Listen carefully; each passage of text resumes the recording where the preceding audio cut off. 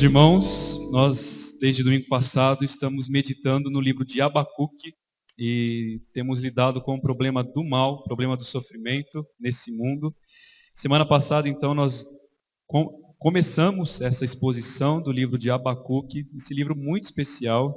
Depois fiquei sabendo que algumas pessoas não acharam Abacuque na Bíblia, tão difícil que é achar.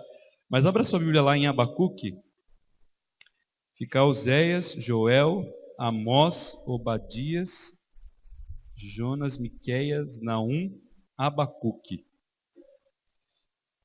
Jonas, Miqueias, Naum, Abacuque. Muito bem. Semana passada, então, nós vimos no primeiro capítulo do livro de Abacuque, esse livro muito especial que fala, muito pertinente nos dias de hoje, que fala exatamente sobre isso, o problema do mal e do sofrimento nesse mundo. Se existe tanta dor, tanta maldade, tanto pecado, tanta violência, como a gente viu semana passada, aonde Deus está no meio de tudo isso? Aonde Deus está se a Bíblia fala que Ele reina, que Ele é soberano, fala que Deus é bom, todo amoroso, todo poderoso, e parece que Deus não está agindo. Parece que Deus não está no controle de todas as coisas. A gente também destacou algumas tragédias que aconteceram tanto no mundo como no nosso país, pessoas que são mortas, incêndios que acontecem, matam mais de 240 jovens de uma só vez. E muitas pessoas, quando isso acontece, perguntam, aonde Deus estava quando isso aconteceu? Ou quando aconteceu aquele tsunami de 2004, muitas pessoas também questionaram se Deus estava no controle daquelas ondas, daquele tsunami, se Deus poderia ter evitado, se poderia, por que não evitou? E há muitas pessoas que passam por crises seríssimas na vida cristã devido a isso, devido a não entender o problema do mal, do sofrimento.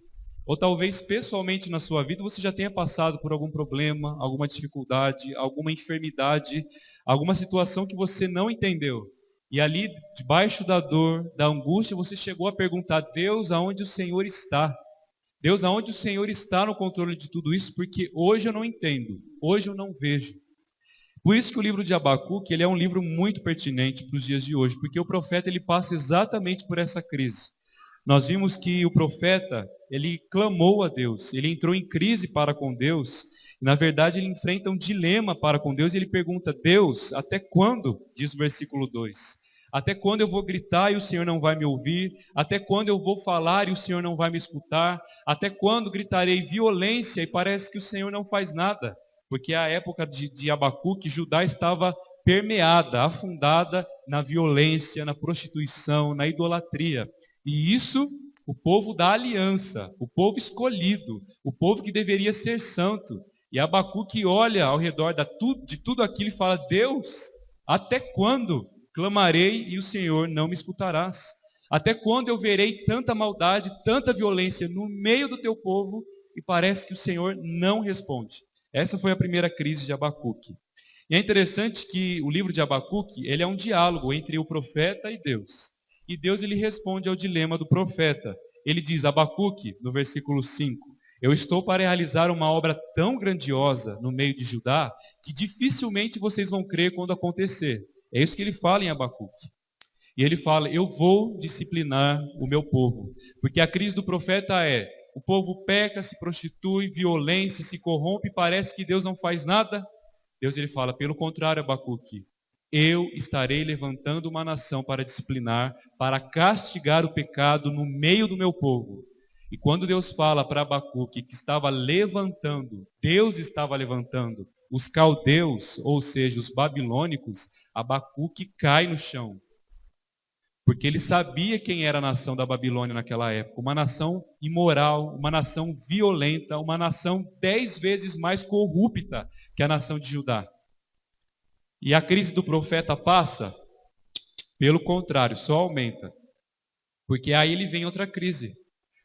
Como um Deus santo, amoroso, poderoso, pode usar uma nação ainda mais ímpia para castigar o seu povo eleito? O povo da aliança. Como Deus, o Senhor pode fazer isso?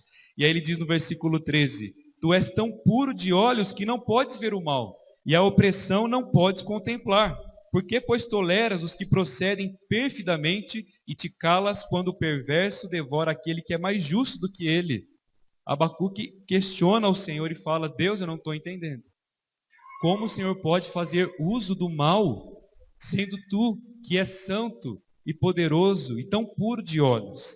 E a gente viu que Abacuque espera. Ele sobe na torre de vigia, ele espera, aguarda ansiosamente pela resposta que Deus vai dar. A gente vê isso no versículo 1 do capítulo 2. E aí encerra o primeiro diálogo entre, na verdade, a segunda pergunta do profeta para Deus. E ele aguarda que o Senhor dê a ele uma resposta, que o Senhor fale com ele, que Deus responda a sua questão, a sua crise, a sua queixa. E mais uma vez, por incrível que pareça, aos olhos de alguns, Deus ele responde ao profeta. A resposta aparenta tardar, mas ela não demora. Ela chega no momento certo, no momento oportuno, segundo a crise do profeta. E aí começa o capítulo 2 que nós trataremos nessa noite. Convido você mais uma vez a baixar sua cabeça, fechar os seus olhos. Nós vamos orar mais uma vez pedindo por esse tempo da palavra de Deus. Vamos orar? Senhor, a tua palavra diz lá em Zacarias, não por força, nem por poder, mas pelo teu Espírito. Por isso, ó Deus, que o teu Espírito Santo nos conduza nessa noite com muita humildade diante da tua palavra, que o Senhor nos ajude a entender o texto de Abacuque e que ele possa cair como bálsamo no nosso coração e também como espada para nos exortar, para nos curar, para nos ferir e assim, ó Deus, sairmos daqui edificados, confrontados, consolados pelo teu Espírito Santo. Ó Deus, abra a mente e o coração de cada pessoa. É a nossa oração em nome de Jesus. Amém. Amém, meus irmãos. No versículo 2, então, começando agora a segunda resposta de Deus, nós vemos que Deus dá uma resposta para Abacuque. A resposta seria: escreva a visão e espere. É isso que Deus fala para Abacuque. Vamos ler então do versículo 2 ao versículo 5. Diz assim: O Senhor me respondeu e disse: escreve a visão, grava sobre tábuas, para que possa ler até quem passa correndo. Porque a visão ainda está para cumprir-se no tempo determinado, mas se apressa para o fim e não falhará. Se tardar, espera-o, porque certamente virá e não tardará. Eis o soberbo, sua alma não é reta nele, mas o justo viverá pela sua fé. Assim como o vinho é enganoso, tampouco e permanece o arrogante, cuja gananciosa boca se escancara como sepulcro, e é como a morte que não se farta. Ele ajunta para si todas as nações e congrega todos os povos. Deus mais uma vez, meus irmãos, se manifesta. A resposta vem. E diante dessa visão, ele fala que a ordem agora seria: escreva a visão que eu vou dar.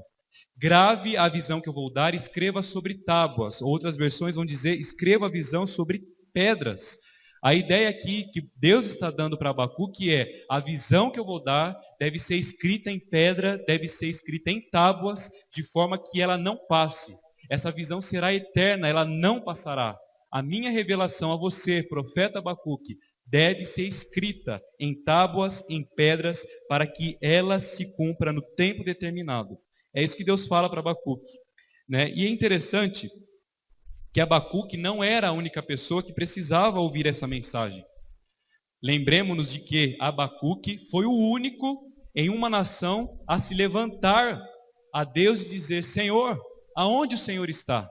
E nós vimos que, por mais que aparente uma certa arrogância, pretensão de Abacuque, ele era o único certo da nação.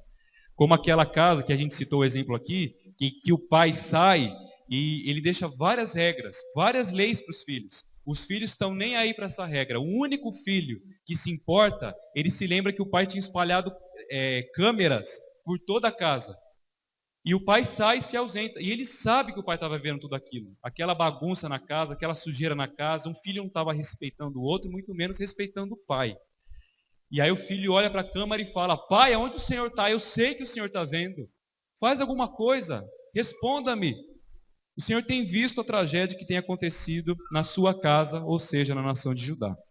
E Deus ele fala: porque todos precisarão ouvir a mensagem que eu vou dar a Abacuque. Não só você, mas todos da nação de Judá ouvirão a minha profecia de que eu estou para disciplinar o meu povo e também disciplinarei todo aquele que pratica a iniquidade, a injustiça, a imoralidade, a perversão na sua época. Então Deus ele fala isso para Abacuque no versículo 3. No versículo 3, mais uma vez, ele recebe uma resposta objetiva a respeito do problema. Abacuque passa por crise. Abacuque questiona Deus. E a resposta que ele fala, olha que interessante. Deus ele fala assim: a visão que eu estou para te dar, versículo 3, está para cumprir-se no tempo determinado, mas se apressa para o fim e não falhará. Se tardar, espera-o, porque certamente virá, não tardará.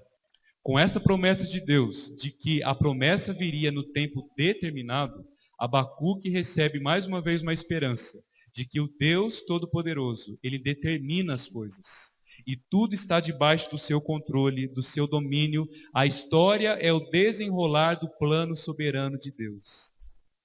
Nada que acontece nesse mundo é fruto do acaso. Deus está no controle. E se certas coisas acontecem é porque Deus permite. E se Ele permite, Ele tem um plano. Por mais que no momento, quando acontece, não entendamos. Mas Deus ele sabe que futuramente, se não no momento, tudo redundará para a glória de Deus. Deus então ele traz esperança para o profeta aqui. O profeta estava angustiado, lembra disso? O profeta estava desesperado. É normal que aconteça isso. Abacuque era ser humano como eu e você. Quando uma tragédia vem, uma notícia ruim chega no nosso telefone, a gente fica angustiado, desesperado, triste. A gente não sabe o que fazer, não sabe que direção tomar. E o profeta estava nessa direção. Mas Deus, ele pelo contrário, ele traz esperança ao coração do profeta, dizendo: Abacuque, eu estou no controle. Porque Abacuque, por um certo momento, pensou: será que Deus não vai punir os caldeus? Será que Deus somente vai punir o povo dele? Sendo que os caldeus, ou seja, os babilônicos, são mais pecadores, perversos, imorais, injustos do que a gente. E Deus vai deixar a nação impune? Os babilônicos? E Deus ele fala: não, eu tenho todas as coisas determinadas, Abacuque. Por mais que apareça tardar, por mais que a profecia demore para se cumprir, espere e confia. Tenha esperança que eu cumprirei a minha palavra. Deus não deixa o profeta, então, sem esperança. Pelo contrário, Deus traz a ele notícias de que Deus exerceria justiça sobre toda injustiça. Isso faz o quê? A esperança, ela visa motivar o justo, como nós veremos aqui, à prática da justiça. Uma pessoa que é justa, quando ela tem confiança e esperança na palavra de Deus, naquilo que Deus diz para a gente, principalmente no meio da dificuldade, da depressão, da dor, da angústia, da tristeza, ele se lembra da palavra. E por mais que ele não vê profecia sobre o cuidado de Deus, a maravilha do amor de Deus, o sustento de Deus, de que Deus nos ajudará a passar por todas as provações, ele não percebe isso no momento, mas ele precisa, como o profeta Abacuque, esperar e falar: Deus, age na tua soberania, age no tempo determinado, age, eu confio que o Senhor está no controle de todas as coisas. E foi isso que aconteceu com Abacuque. E Deus, mais uma vez, traz uma resposta para Abacuque e também para toda a nação de Judá. Ele diz assim, versículo 4: Eis o soberbo, sua alma não é reta nele, mas o justo viverá pela sua fé. Assim como o vinho é enganoso, tampouco permanece o arrogante, cuja gananciosa boca se escancara como o sepulcro e como a morte que não se farta. Ele ajunta para si todas as nações e congrega todos os povos. E esse versículo 4, ele é um versículo muito especial. Ele fala que o justo, ele vive pela sua fé.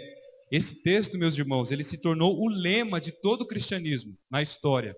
Esse texto aqui de Abacuque, que Deus deu a Abacuque, o justo viverá pela sua fé, se tornou o lema do cristianismo. E o que nós vemos aqui é que Deus faz questão para demonstrar para Abacuque que ele faz diferença. Deus ele faz diferença entre o justo e o ímpio. Entre o justo e o injusto. Deus ele vê todas as coisas. Deus não trata o justo e o injusto no mesmo patamar. Porque Abacuque estava com essa impressão que Deus trataria todo mundo no mesmo julgamento, como se todo mundo fosse igual. E Deus fala não. Deus não trata da mesma maneira e nem julga com a mesma medida. Há um paralelismo, como a gente fala aqui, em que há um contraste entre a pessoa do justo e a pessoa do soberbo. Deus ele fala que o soberbo ele é inconstante, diz o versículo 4. A sua alma não é reta. Ele não é justo. Ele permanece inabalável e assim abalável, no sentido de sempre estar inconstante na sua vida. Não é assim o injusto? Se ele mente, ele sempre tem que estar à espreita porque alguém pode descobrir a mentira dele. Se ele desvia um dinheiro ali na sua empresa, ele tem que fazer outro meio pecaminoso para tentar esconder o seu pecado ali na empresa. Se um político rouba, extorque ou faz outras coisas, ele precisa estar sempre atento, porque se alguém descobrir, ele vai ser preso, condenado, dependendo do país, até mesmo morto. Então o injusto ele é arrogante, mas ele não tem pé firme para continuar de pé. Ele mesmo cai por si só. Não é assim? Como a gente diz, a mentira tem perna curta, ela aparece. É isso que Deus está falando. O injusto, ele passará, ele cairá. E ele fala, mas o justo, ele vive. O justo, ele permanece. O justo, ele prossegue. O justo, ele passa por dificuldades. Ele passa por lutas. Ele passa por afrontações. Ele é condenado injustamente. Mas o justo permanece firme, por quê? Pela sua fé. No Deus que realiza toda a justiça. Gente, e é interessante, esse assunto do problema do mal, ele é um assunto na filosofia muito discutido. Muito, mas demais assim. Sempre surgiu filósofos tentando responder a questão do problema do mal. Mas é interessante que Deus ele dá uma resposta aqui para Abacuque, para o problema do mal, muito pouco filosófica, mas racional. De que a resposta para o problema do mal está na pessoa do justo. O justo já é uma resposta para o problema do mal, tanto daquela época como nos dias de hoje.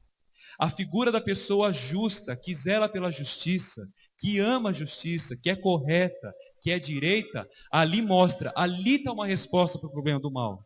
A prática da justiça. Há esperança sim para esse mundo, porque ainda há pessoas justas, ainda há pessoas direitas. Às vezes a gente vê o jornal ou da Atena, a gente fica assim, meu Deus do céu, esse mundo vai parar onde? Tem esperança para esse mundo e as pessoas do mundo falam isso. É criança sendo morta, é gente sendo assassinada, é marido matando a esposa, é violência no trânsito, é uma atirando na outra, é pai que mata filho, filho que mata pai, é criança sendo violentada, e a gente olha tudo aquilo e a gente tem que entrar em crise realmente e não se conformar com o pecado da nossa época. Mas a esperança que nós temos que ter é a pessoa do justo, justificada por Deus por meio de Jesus Cristo, é uma resposta de que há esperança e que nada está escondido aos olhos de Deus. Deus vê todas as coisas e cada pecado na história, cada coisa ocultada, cada pecado colocado debaixo do pano. Você acha que Deus não vai julgar no final? A gente fala que a justiça brasileira é lenta, não é isso? Uma pessoa que comete um crime hoje vai ser julgada talvez daqui 2, 3, 4 anos. E quando recebe julgamento, 2 anos de prisão. Está certo isso? A justiça do homem é falha. Por isso a Bíblia chama o justo, eu e você, a esperar na justiça de quem? De Deus. Porque Deus julgará todas as coisas.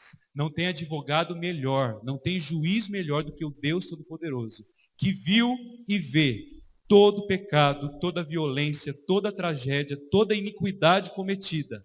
Deus, ele viu e ele punirá segundo cada um as suas obras, diz a palavra de Deus.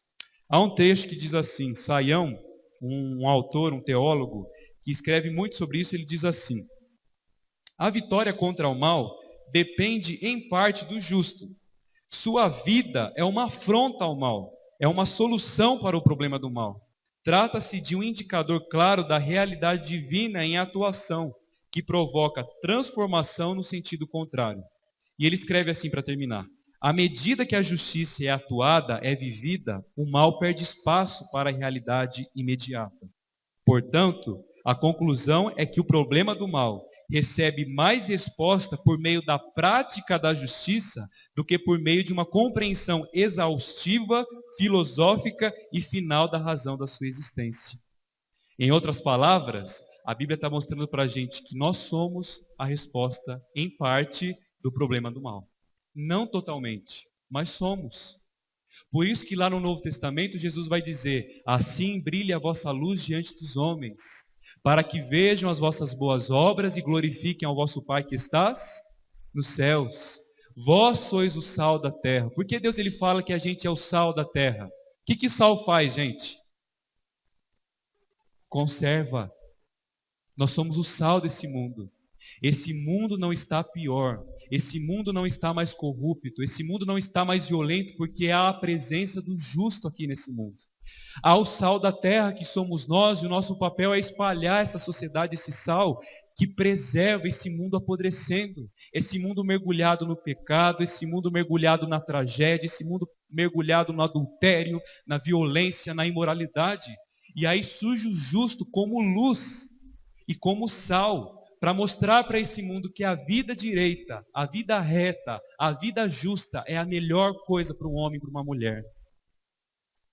Por isso, gente, a Bíblia fala: assim também brilha a vossa luz, como estrelas no mundo em trevas, para que vocês sejam conhecidos como luminares desse mundo que brilham a luz santa, a luz justa, a luz de santidade, a luz de poder, a luz de glória do Senhor Jesus Cristo. Então Deus está mostrando aqui que o justo, ele vive pela fé.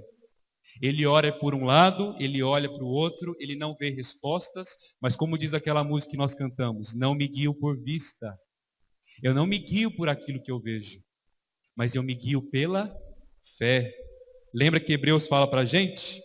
A fé é o firme fundamento das coisas que não se veem. É uma convicção que o justo tem, de que Deus está no controle.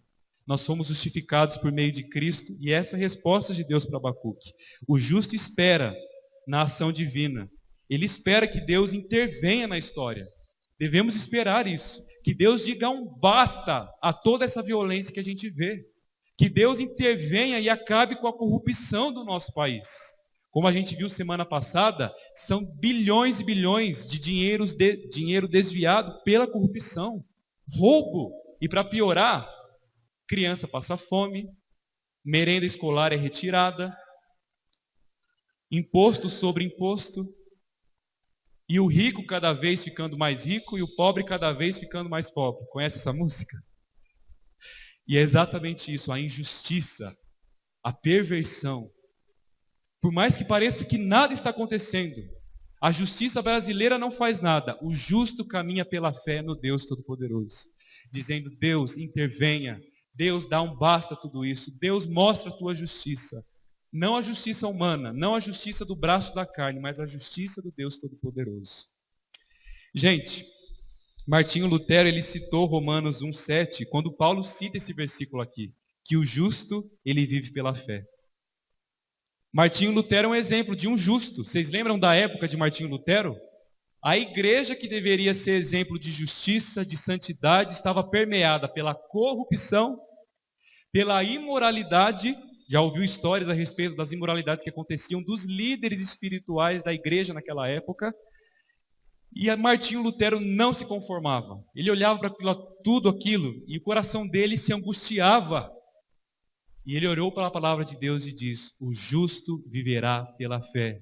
E ali Martinho Lutero rende a sua vida ao Senhor Jesus Cristo. E esse homem se levanta e confronta a sua sociedade.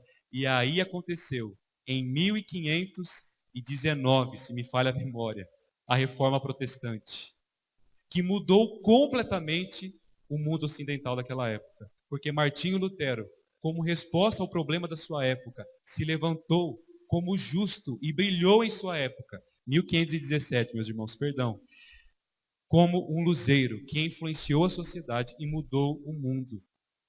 Porque ele creu nessa palavra de que o justo, ele vive pela fé. Meus irmãos, a igreja não pode permanecer de pé sem a doutrina da justificação. De que a justiça pela fé é o que nos motiva a caminhar nesse mundo praticando a justiça. O justo caminha, o justo prossegue, mas o ímpio retrocede, e ele será extinto da face da terra, diz a palavra de Deus em sua palavra. Muito bem, nós então continuamos o texto, e a partir do versículo 3, Deus ele vai falar agora mais uma vez. E esse trecho, do versículo 6 ao versículo 20, ele é dividido em 5 partes. Nós podemos dividir esses 5 textos, esses 5 pontos aqui do capítulo 2, em 5 ais, é o que nós veremos aqui. O próprio Abacuque divide o seu texto assim. Deus dá uma revelação para Abacuque dizendo: ai de tal pessoa, ai de tal pessoa, ai de tal pessoa. E essa palavrinha ai, como a gente já viu alguma vez aqui na igreja, são palavras condenatórias na palavra de Deus. Várias vezes a gente vê isso tanto no Antigo como no Novo Testamento. Por exemplo, olha o versículo 6, primeira parte dele diz assim: ai daquele que acumula o que não é seu. Versículo 9, ai daquele que ajunta em sua casa bens mal adquiridos. Versículo 12, acompanha aí na sua Bíblia. Ai daquele que edifica a cidade com sangue e fundamenta com iniquidade. Versículo 15, ai daquele que dá de beber o seu companheiro, misturando a bebida o seu furor. E o versículo 19, ai daquele que diz à madeira, acorda, a pedra muda, desperta, pode o ídolo ensinar? Então nós veremos aqui que Deus vai condenar e vai trazer uma palavra de condenação para 5 ais. Vai trazer 5 ais para 5 pessoas, que eram pecados daquela época. E Deus está se referindo aqui à nação da Babilônia. Por mais que ele não fala disso, ele está trazendo uma resposta para Abacuque. Abacuque, você achou que não ia punir a Babilônia? Ai, ai, e ele faz isso 5 vezes. E essa palavrinha também, ela era usada em cantos fúnebres na época do Antigo Testamento. E Jesus também usou muito isso quando ele condenava os fariseus. Lembra disso? Ai de vós, fariseus hipócritas, porque sois como os túmulos. Por fora aparenta uma beleza, mas por dentro estão apodrecidos. Ai de vós no último dia, fariseus, porque vocês roubam o dízimo da viúva pobre, para enfiar o dízimo nos seus próprios bolsos. Ai de vocês. Deus ele condena ali o pecado dos fariseus, Jesus Cristo. Então a primeira condenação que vem a Abacuque, ele diz, Deus ele condena a ambição egoísta, do versículo 6 a 8, e a ganância, versículo 9 a 11. Vamos ler esse texto? Acompanha aí comigo, Abacuque 6 a 11, capítulo 2. Ai daquele que acumula o que não é seu, até quando? E daquele que a si mesmo se carrega de penhores. Não se levantarão de repente os teus credores? E não despertarão os que te hão de abalar? Tu lhe enviarás de despojo, visto como despojaste a muitas nações. Todos os mais povos te despojarão a ti, por causa do sangue dos homens e da violência contra a terra, contra a cidade e contra todos os seus moradores. Até aí. Então o primeiro ai condenatório de Deus aqui, revelando-se a Abacuque, é que Deus ele vai julgar a ambição egoísta, ou seja, a corrupção do poder econômico. E é interessante aqui que cada ai, cada sinal de condenação está ligado com o mandamento de Moisés. Por exemplo, a ambição, ela é condenada pelo 8º mandamento que diz, não furtarás. E a Babilônia fazia isso. A Babilônia tomava coisas que não eram suas. Ela roubava, ela tirava do pobre. E tomava para si como se aquilo fosse dela mesma. E além disso, do versículo 9 ao versículo 11, só o versículo 9 diz assim, ai daquele que ajunta em sua casa bens mal adquiridos, para pôr em lugar alto o seu ninho. Deus está condenando aquelas pessoas que têm bens mal adquiridos, que pisou no pobre, que roubou do pobre, que roubou daquele que tinha pouco, que roubou o dinheiro justo para construir a sua mansão. Alguma semelhança, gente? A gente não pode generalizar todos os políticos da nossa época. Mas a gente pode falar porque até mesmo a sociedade comprova isso, de que há pessoas que deveriam zelar pela justiça, por distribuir o dinheiro igualmente no nosso país, mas pelo contrário, elas roubam dinheiro para si mesmas, enchem a própria barriga, estão nem aí para aqueles que passam necessidade. E estão lá na sua mansão, nadando na banheira, curtindo a sua TV a cabo, colocando mais e mais dinheiro no seu cofre, E a Bíblia fala que isso, como exemplo que acontecerá com a Babilônia, Deus não deixará impune o pecado da ambição egoísta. A pessoa que quer e se esquece do pobre, daquele que precisa de dinheiro e também daquele que é ganancioso ao extremo. A Bíblia fala: ai da Babilônia, ai dela, eu punirei esta nação. E gente, esses dois primeiros ais condenatórios mostram para a gente que assim acontece com todas as nações, que foram ambiciosas, que conseguiram recursos ilicitamente, conquistando o que não era seu. Por exemplo, o Egito, se você ler a história, você percebe que conseguiu toda a sua riqueza dessa maneira. A Grécia e a Roma, olha para a história desses países. Todos eles, em sua história, Deus levantou um exército inimigo e acabou com a reputação e com a riqueza daquele país. E assim seria com a Babilônia. E o que nós tiramos de exemplo aqui é que nenhum indivíduo pode construir muros altos o suficientes, como era na Babilônia, para deixar Deus de fora. Deus, ele vê, gente. Deus punirá todo aquele que, motivado pela ganância, prosperam em cima dos pobres. E é isso que Abacuque está mostrando assim. O terceiro ai, ele está no versículo 12, diz assim, acompanhe comigo. Ai daquele que edifica a cidade com sangue e fundamenta com iniquidade. Não vem do Senhor dos exércitos que as nações labutem para o fogo e os povos se fatiguem em vão. Pois a terra se encherá do conhecimento da glória do Senhor, como as águas cobrem o mar. Esse terceiro ai condenatório, ele está condenando a violência. E aqui Deus quer mostrar que a Babilônia estava quebrando o mandamento do Senhor que diz: não matarás. A Babilônia matava sem dó e piedade, como a gente viu semana passada, matava crianças, mulheres grávidas, assassinava pessoas, ela não tinha piedade de ninguém. Aonde ela entrava, ela matava. E Deus, ele diz: ai daqueles que cometem violência, ai daqueles que edificam cidade em cima do sangue de outros. E Deus, ele fala que a Babilônia estava regada de sangue inocente, por matar tantas pessoas em sua história. A edificação do Império Babilônico é resultado de derramamento de sangue. Foram sangue de inocentes que umedeceram o solo babilônico. E é interessante que na época da Babilônia, no ano 700 e 600 a.C., não tinha império maior, não tinha império que as pessoas temiam mais, não tinha império que ninguém poderia vencer senão o Império Babilônico.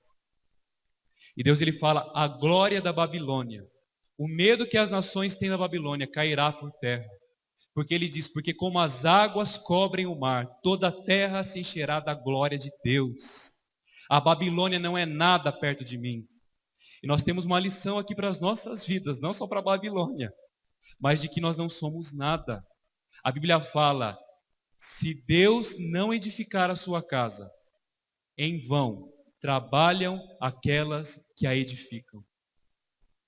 E a minha pergunta para você é: você tem edificado a sua casa com o seu próprio braço, com a sua própria força, com o seu jeito de liderar as coisas? Ou você tem dependido de Deus em toda e qualquer situação do seu lar? A Bíblia fala: em vão vigia a sentinela, se o Senhor não guardar a cidade. Nós temos uma lição aqui de que nós dependemos de Deus em tudo que nós fazemos.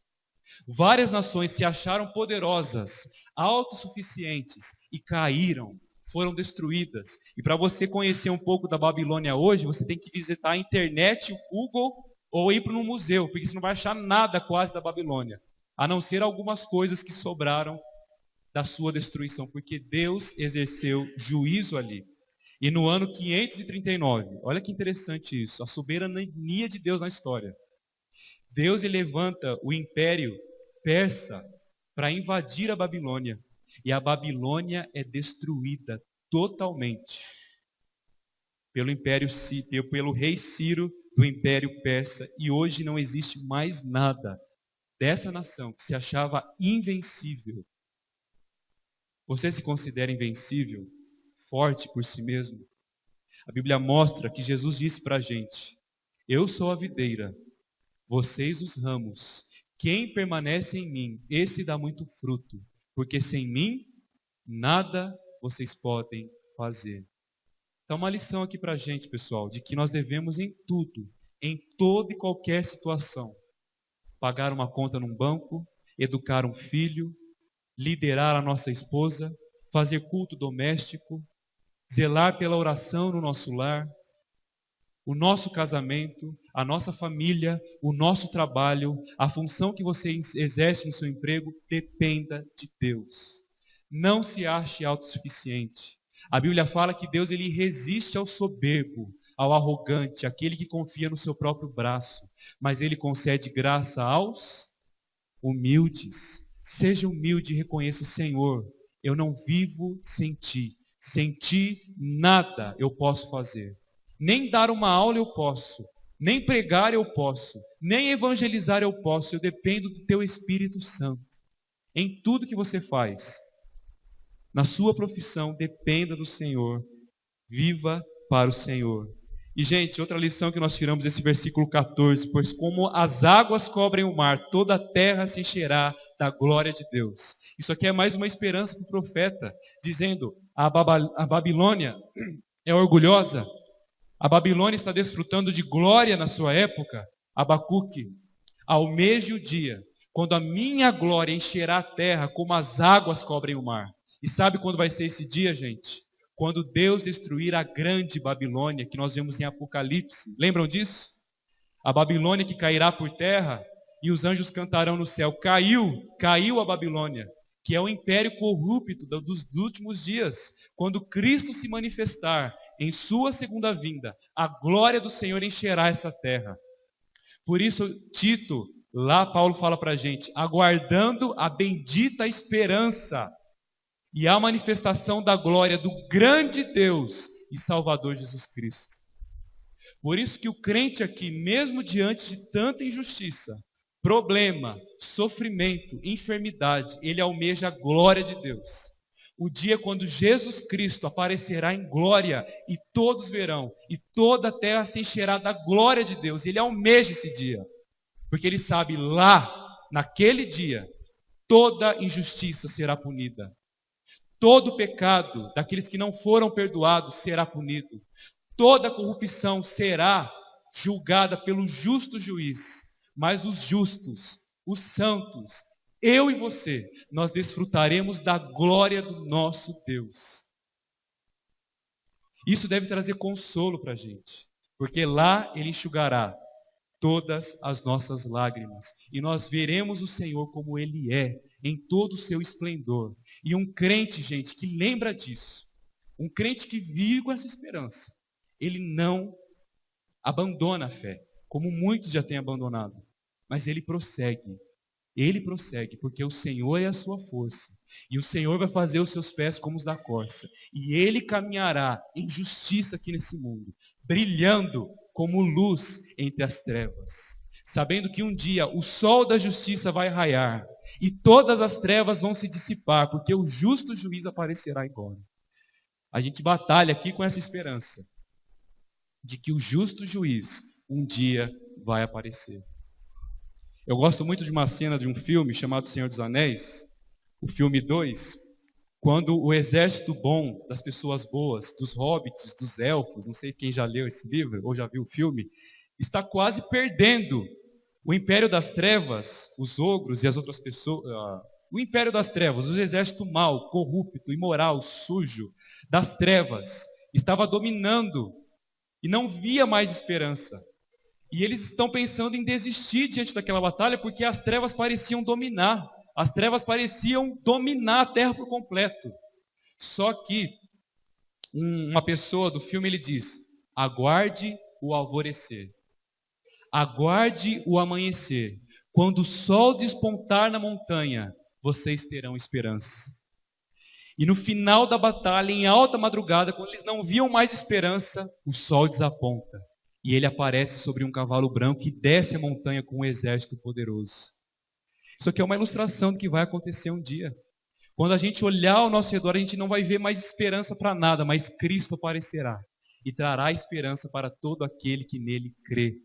Por isso que a gente continua aqui batalhando, lutando, vencendo as nossas tentações, lutando contra o mundo, contra o diabo, contra as tentações, contra a imoralidade, contra a nossa carne, porque nós sabemos que essa batalha é temporária, porque o grande vencedor, o Senhor dos exércitos, vai aparecer um dia, e eu o verei, e eu triunfarei junto com ele. E a minha pergunta é: você é justo? Você que está aqui essa noite, você já foi justificado pelo sangue poderoso do Senhor Jesus Cristo? Porque o justo, ele vive pela fé. O quarto ai condenatório está no versículo 15 ao versículo 17. Diz assim: ai daquele que dá de beber ao seu companheiro, misturando a bebida o seu furor, e que o embebeda para lhe contemplar as vergonhas. Será farto de opróbrio em vez de honra. Bebe tu também, e exija tua incircuncisão. Chegará a tua vez de tomares o cálice da mão direita do Senhor, e a ignomínia cairá sobre a tua glória. Talvez aparente um versículo um pouco difícil, mas Deus está condenando aqui a embriaguez, a mentira e a sedução, que era uma característica também da Babilônia. Ela vivia na bebedeira, ela mentia para as outras nações com o fim de derrotá-las, e ela seduzia, enganando as nações, para pisar em cima delas. E Deus ele fala: ai dessas pessoas que enganam, ai das pessoas que mentem, ai das pessoas que proferem mentira. E mais uma vez, isso aqui quebra mais um mandamento de Deus, o 9º mandamento, que diz: não dirás falso testemunho. E Deus está ligando isso: olha, a minha lei diz isso, por isso eu vou condenar a Babilônia. A ideia aqui que Deus está retratando por meio desses versículos é de um bêbado, que seria a Babilônia, que se encheu de bebidas dos outros, vomitando sobre si mesmo. Portanto, os caldeus jazem bêbados e despidos, imersos em seus próprios vômitos. A Babilônia, que agora tinha glória, ela seria como um bêbado que vomitou no próprio corpo. Ela seria envergonhada, humilhada pelo poder de Deus, porque mais uma vez, olha como Deus tem o controle das nações na sua mão. Ele levantaria o império persa. Ele levantaria o rei Ciro. E olha só, Ciro não era cristão, no bom sentido, não temia Deus. Cristão só a partir do Novo Testamento. Mas Deus o levanta e o usa para disciplinar e para punir a cruel nação da Babilônia. E, gente, para terminar, do versículo 17 ao versículo 20, nós vemos Deus condenando mais um e último ai, que ele colocaria justiça, e ele zelaria pela sua obra na sua época. Diz assim no versículo 18, versículo 18 ao versículo 19, diz assim: que proveito o ídolo, visto que o seu artífice o esculpiu, e a imagem de fundição, mestre de mentiras, para que o artífice confie na obra, fazendo ídolos mudos. Ai daquele que diz à madeira: acorda, e a pedra muda: desperta. Pode o ídolo ensinar? Eis que está coberto de ouro e de prata, mas no seu interior não há fôlego nenhum.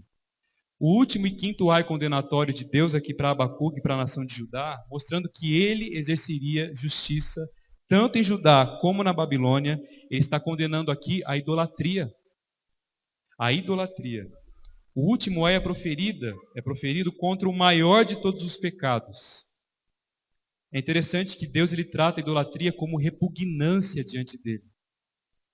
Idolatrar a outros deuses é a abominação para Deus. Nós vemos isso em todo o Antigo Testamento e no Novo Testamento. E é interessante também que a palavra hebraica para ídolo é coisa vã. A palavrinha ídolo no hebraico significa coisa vã, coisa inútil. Sabe por que a idolatria é uma repugnância, é uma abominação para com Deus? Porque Deus ele fala: como vocês são capazes de trocar o manancial de águas vivas por cisterna rotas, ou seja, por água suja, por água imunda. Deus ele fala isso para a nação de Israel, para a nação de Judá, dizendo: vocês trocaram o manancial, a água pura, a água limpa, a água que sacia a sede, por água suja, de poça d'água poluída. Água de privada vocês têm bebido, porque vocês trocaram Deus Todo-Poderoso. O Deus que tudo fez, o Deus que criou o sol, o mar, as estrelas, que tem o universo na palma de suas mãos, para se curvar a um pedaço de madeira que não ouve, que não fala e que não vê. Ai dessas pessoas que adoram a outros ídolos, porque trocaram Deus Todo-Poderoso por falsos deuses que nada podem fazer. E Deus ele condena então aqui a idolatria, gente. Os ídolos são substitutos mudos, mortos do Deus vivo. E é interessante como a idolatria permeia o nosso país. Não só o nosso, mas todo o mundo. Já percebeu isso? Como a idolatria, ela permeia o coração das pessoas. E a gente vê que isso é uma cegueira espiritual.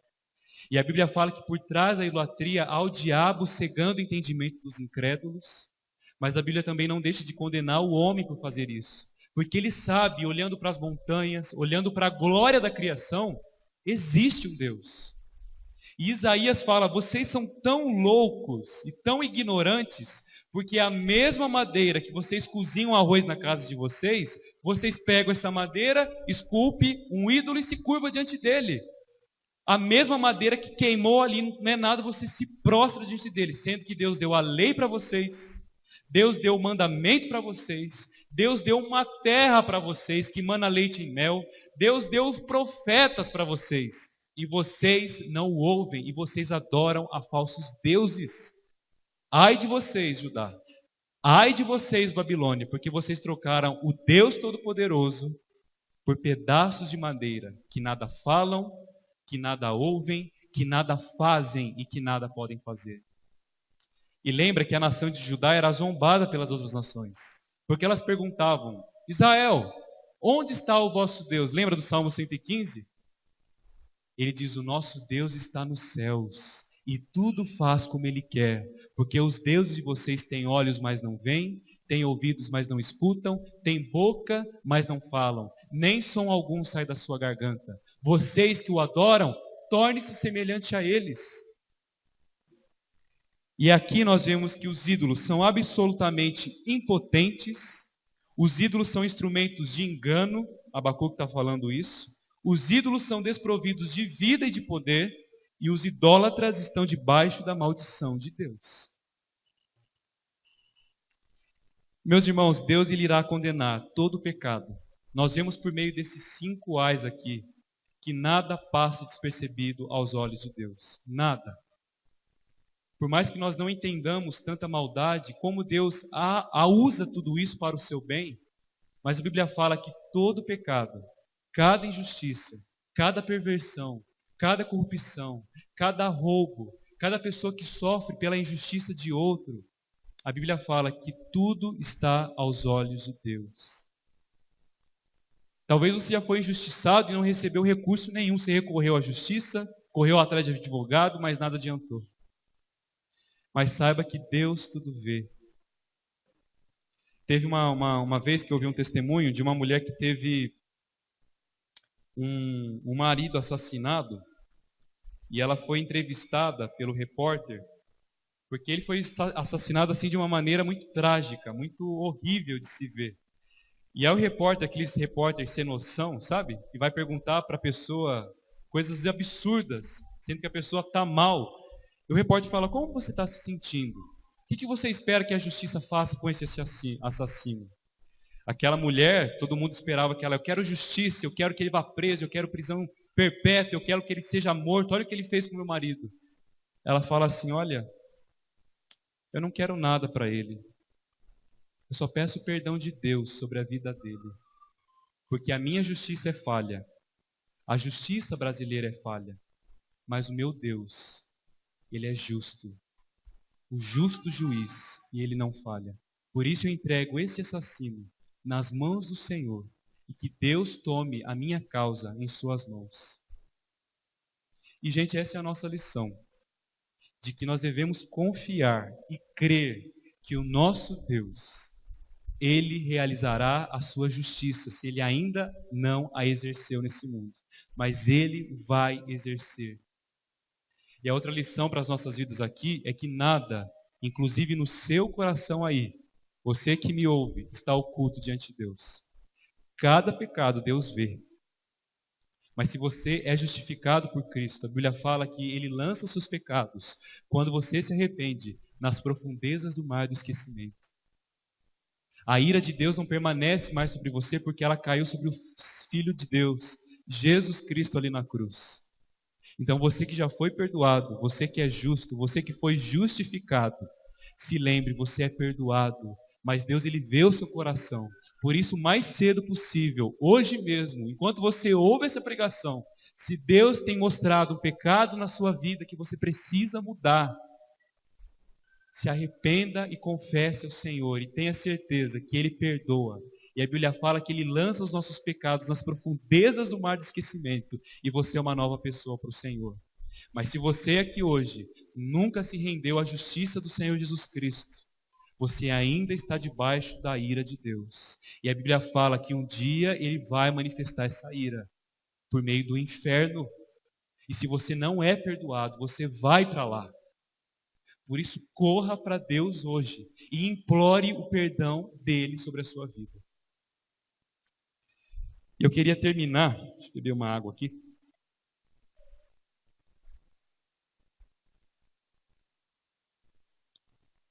Com um versículo maravilhoso que termina o capítulo 2. Nós encerraremos por aqui. Diz assim, versículo 20 do capítulo 2. Ele fala dos ídolos, que eles nada podem fazer, mas ele diz no versículo 20.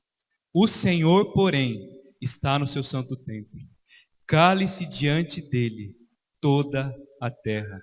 Em contradição, em contrapartida aos ídolos, o Senhor não está no seu santo templo. Ele não estava dizendo aqui sobre o templo de Salomão. Mas o templo que ele se refere aqui é o templo cósmico do universo. Ele fala, Deus está no seu santo templo. Deus está governando o universo. Deus está com o mundo e o universo, as galáxias, na palma de suas mãos. Esse é o nosso Deus, diferente dos deuses da Babilônia. O nosso Deus está no seu santo templo. Não há lugar nesse universo que Deus não esteja e tenha debaixo do seu controle. Não há. E ele fala, calem-se, aquietem-se, parem diante desse Deus.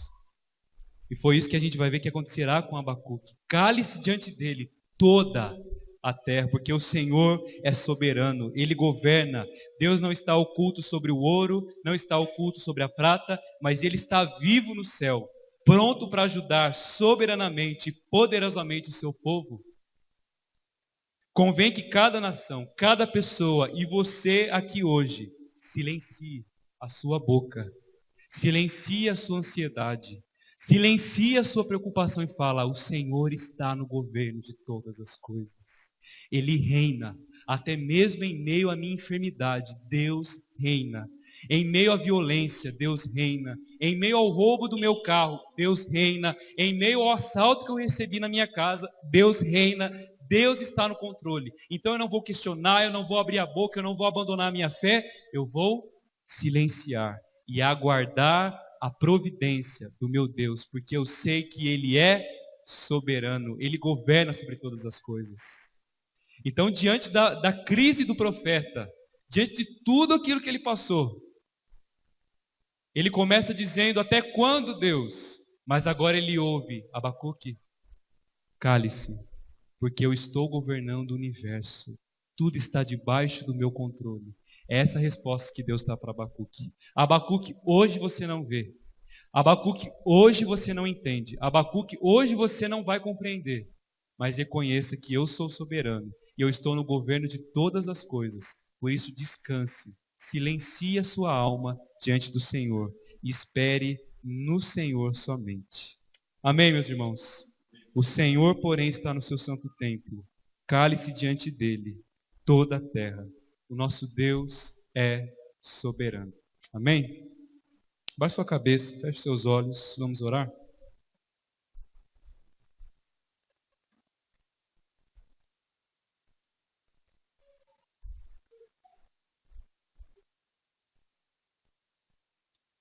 Senhor, obrigado por essa palavra, obrigado pelo profeta Abacuque, que nos mostra, Senhor, a tua soberania, o teu cuidado, a tua providência. Ó Deus, por mais que não entendamos as tragédias atuais, os problemas que nós enfrentamos, talvez a gente não vai entender quando a dor e a enfermidade vier sobre a nossa vida, mas nós queremos lembrar desse versículo de que o Senhor está no seu santo templo, que é o universo, e o Senhor reina em cada detalhe. E ó Deus, e apesar dessa glória que o Senhor tem, apesar do teu poder, apesar de sermos como pó diante do Senhor, o Senhor se importa com cada detalhe da nossa vida. O Senhor nos sustenta na aflição. O Senhor nos sustenta na dificuldade. O Senhor nos preserva na enfermidade. Obrigado, Deus, porque esse mundo passa. O nosso corpo passará, mas a nossa fé nunca passa no Senhor. Porque um dia estaremos com o Senhor eternamente. Tudo passa, Deus, tudo. Nós passaremos. Nosso carro passará, a nossa casa passará, os nossos bens passarão, os nossos familiares passarão, mas o Senhor permanece para sempre e o teu trono é inabalável. E o Senhor promete: eu estou convosco todos os dias, até a consumação dos séculos. Obrigado, Deus, porque a tua soberania nos conforta. Obrigado porque a tua soberania nos consola, sabendo que o Senhor está no controle de todas as coisas e que nada, Deus, nada na vida dos seus filhos é fruto do acaso, mas o Senhor tem um plano, o Senhor tem um propósito, o Senhor enxugará todas as nossas lágrimas. Por isso, Deus, nós te adoramos, te adoramos, te adoramos em tua soberania, no nome de Jesus. Amém. Amém. Os irmãos, vamos colocar em pé.